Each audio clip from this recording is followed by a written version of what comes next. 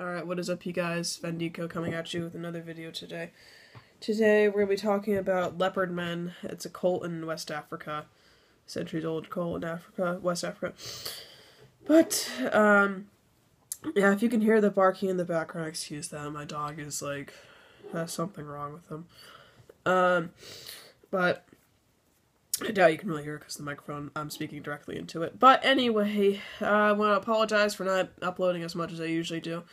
And I hope that you guys will enjoy this video. Also, I guess my excuse for not uploading as much as I usually do is just because of school. And school is pretty tough just because we're expected, like, high schoolers. And I gotta get used to that.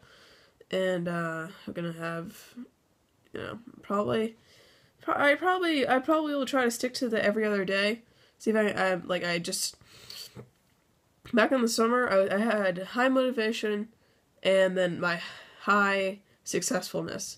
Because I was getting subscribers really quick, I was getting a lot of views, and obviously views don't matter to me, neither do subscribers, but I just want you guys to, like I really appreciate you guys subscribing and watching my videos, but little numbers to me don't mean anything, just that I guess, I don't know what the word is, I guess keeping you guys thrilled or entertained, or just let you guys like my content. But yeah, let's talk about the Leopard Men.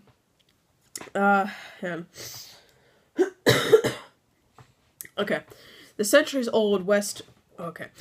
this centuries-old cult in West Africa sacrificed its victims, drank their blood, and ate their flesh, in a belief that such acts would grant them supernatural powers. In the spiritual beliefs of many African tribes, the leopard is a powerful totem animal that guides the spirits of the dead to the rest. For many centuries, there has existed a leopard cult in West Africa, particularly in Nigeria and Sierra Leone, whose members kill as doing the leopard by slashing, gashing, and mauling their human prey with steel claws and knives. Once a victim has been chosen and the date and time of the killing agreed upon, the executioner, known as the Bate Yele, is selected. The Bate Yele, we're going to call him the BY from now on, wears the ritual leopard mask and leopard skin robe. Preferably, the human sacrifice is performed at one of the leopard's cult jungle shrines. After the cult has killed their victim, they drank their blood and ate their flesh. The cultists believe that a magical elixir known as Borfima, which they brew from their victims' intestines, grants them supernatural powers and enables them to transform into leopards. The first serious outbreak of leopard cult murders occurred shortly after World War I in Sierra Leone in Nigeria. The region white administrators captured and executed a number of the cult's members and felt that the nasty business had been suppressed. In actual fact, the Leopard Men simply went underground, continuing to perform ritual murders every year over the next 2 decades.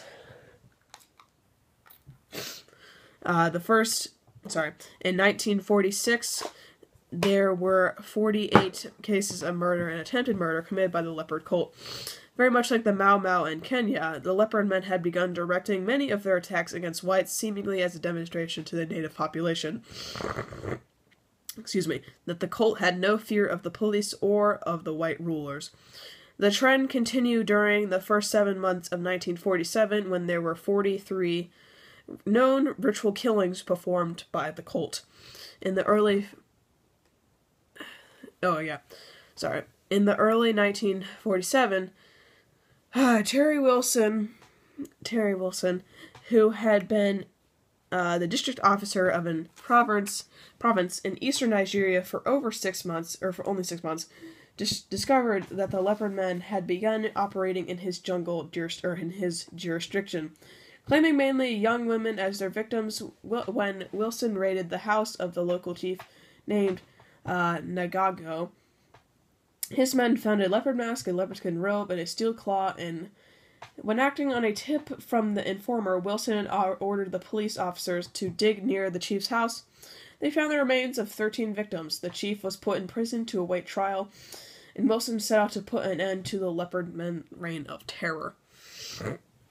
Although Wilson received 200 additional police officers as reinforcements, the Leopard Men became increasingly bold in their nocturnal attacks.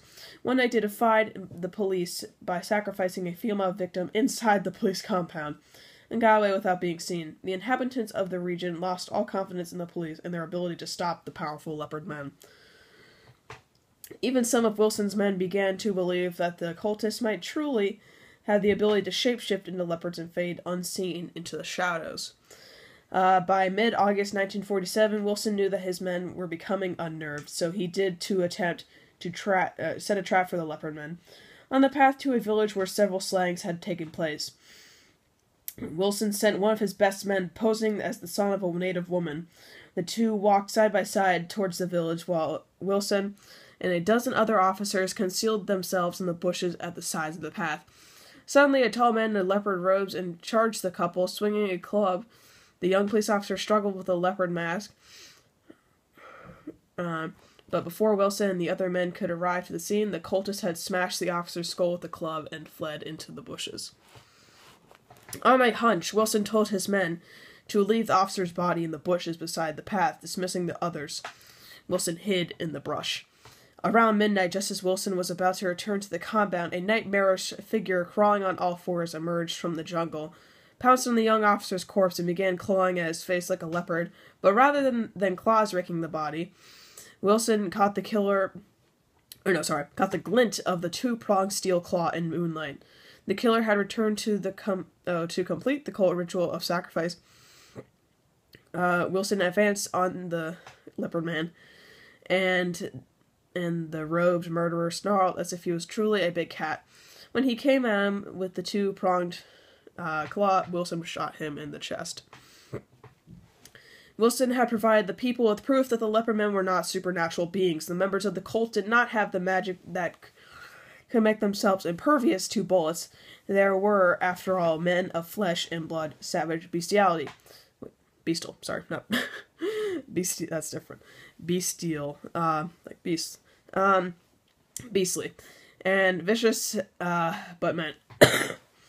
Nonetheless, once word had spread that the district officer had killed one of the Leopard Men, witnesses began to come forward in great number with clues to the identity of cult members and the possible location of the secret jungle shrine.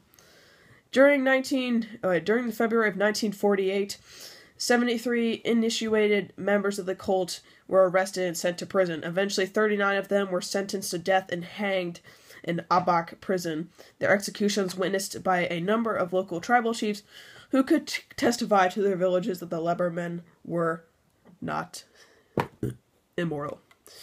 Thank you so much for looking at my return. I appreciate your view, and as always, be good to your people.